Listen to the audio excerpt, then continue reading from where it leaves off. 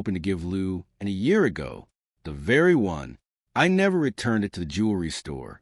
I kept putting it off and putting it off, just praying Lou would see the light sooner or later. Gomer stared at the ring, feeling a cold weight settle in the pit of his stomach. And son of a gun, was I right? Monroe continued, clapping Gomer on the knee. About what? Gomer managed to whisper. About Lewin and me. Monroe lied smoothly, without a single ounce of remorse. And I wanted you to be the very first to know. That, and I wanted to save Lou and the terrible embarrassment. You know, I figure us talking man to man would make it a whole lot easier on everybody. Save her the trouble of having to write you one of those Dear John letters.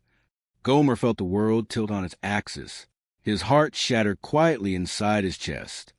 He stood up slowly, the polishing rag falling from his hands. Yeah, well, I got to be buzzing off now. So long, Gomer. See you around, huh? Monroe called out cheerily as he walked away. Sergeant Carter stepped out from the shadows of the barracks, having watched the exchange from a distance.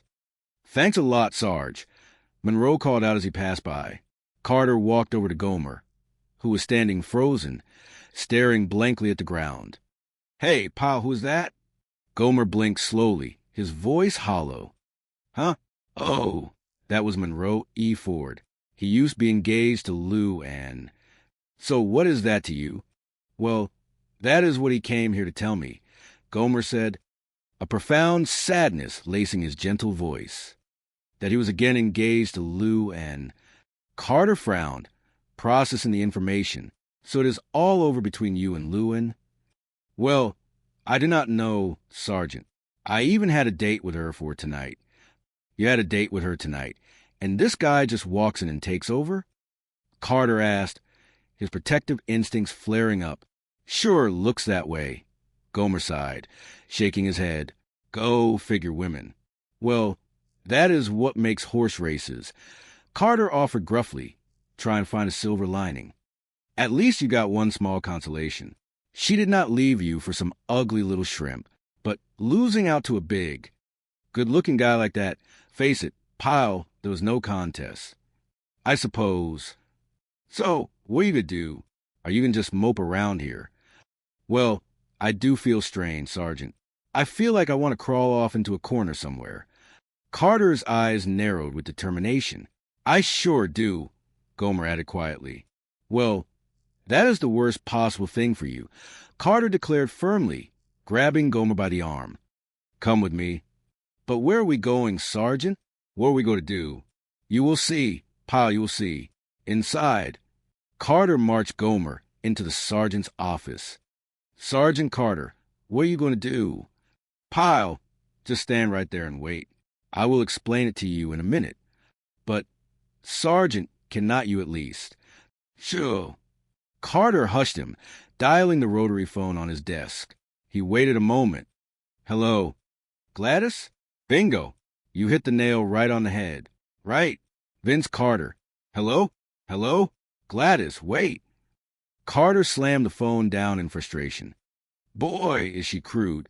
The only thing in this world I cannot stand is a crude dame. Sergeant, cannot you at least tell me? Pyle, I will explain in a minute. Just hold it. Carter picked up the receiver and began dialing another number.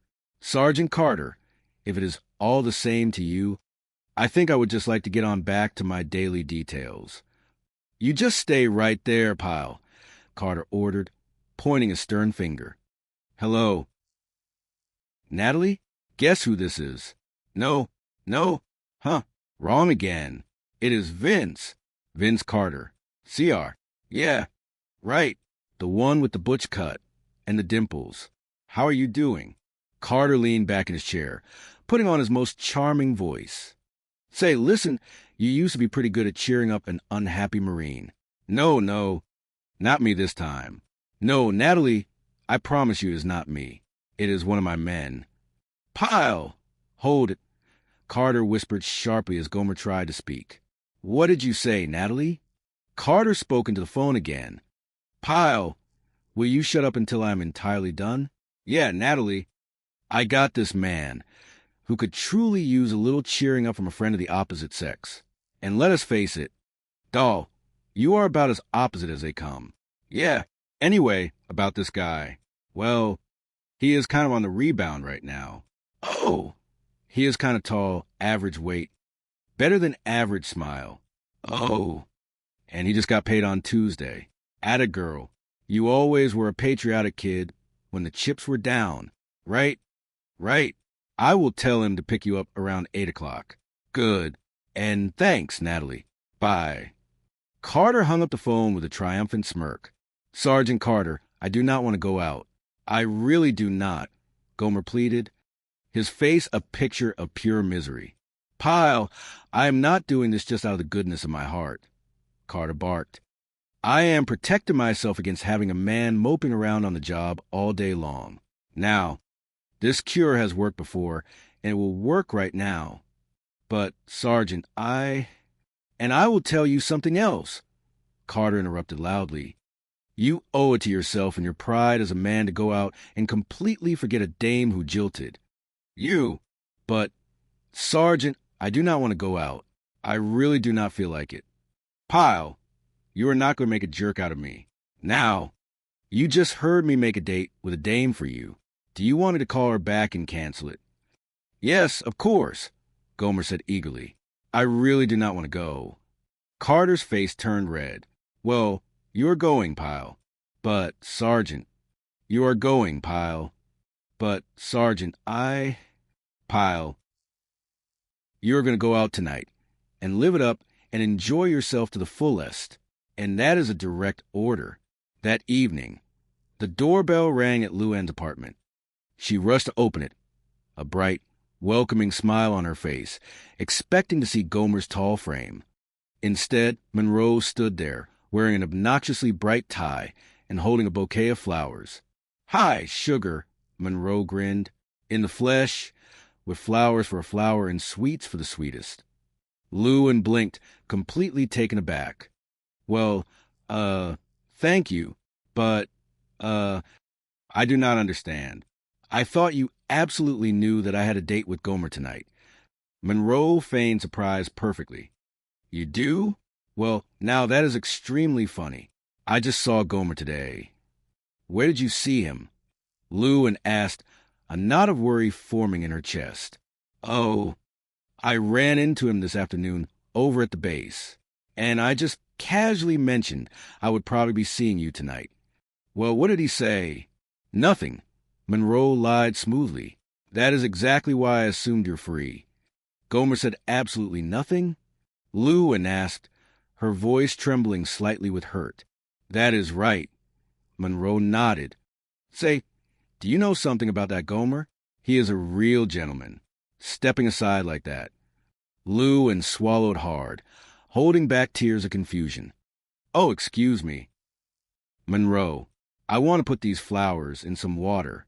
Why don't you just come right over here and turn on the television set? Hey, that is right. Monroe agreed happily, walking into the living room. There's a really good boxing fight on tonight. Come on, Conroy. Good, good. You are killing him. Conroy, another right. He is hurt. Conroy is down. He is down. This looks like it. Conroy is being counted out. You are a dummy. I told you. Oh, for Pete's sake. Bum. While Monroe yelled at the television, Lou Ann slipped into the kitchen and quickly picked up the telephone, dialing the base operator to connect her to Company B.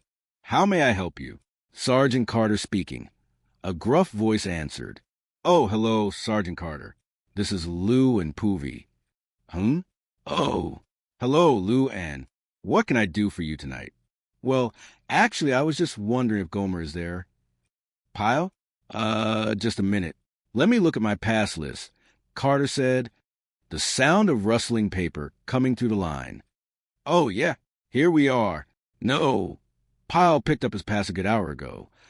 Oh, Lou Ann said, her heart sinking further. Well, do you have any idea where he went? Carter, completely unaware of the delicate web of misunderstandings, answered honestly, I do seem to remember him talking to a friend about meeting him downtown somewhere. Oh, yes, I remember now.